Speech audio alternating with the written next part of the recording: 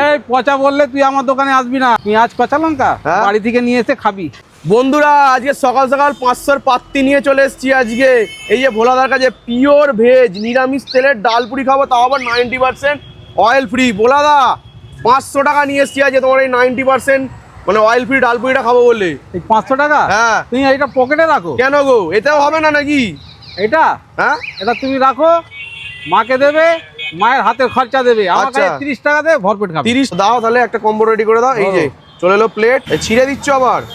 এই দিয়ে দেখো দিলে সুবিধে, খেতে সুবিধা হয় নাকি? Yes. ও পুরো পাতকুঁয়ো করে দিয়েছে। এই দেখুন প্রথমে কি যাচ্ছে? এই আলুদম নাও, আচ্ছা আলুর দম গেল, একটু লেবু দিলাম, লেবু, এই সোয়াবিন দিলাম, মাখা মাখা, এই ছোলা মারলাম সাইডে। আচ্ছা আবার এই ভিটামিন। একটু হ্যাঁ ভিটামিন। আচ্ছা এই এটা কি যে, গো? মুখের স্বাদ মনটাই বদলে যাবে তোমার। আচ্ছা এটা কি দিলে?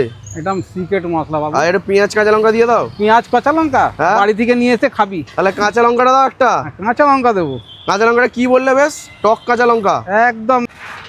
এই দেখুন ও লেবু মেরে দিচ্ছে গো বন্ধুরা, ওই জন্য টক কাঁচা লঙ্কা। আমি তো ভেবেছিলাম পচা কাঁচা লঙ্কা দিচ্ছে, এই জন্য টক হয়ে গেছে। এই পচা বললে তুই আমার দোকানে আসবি না।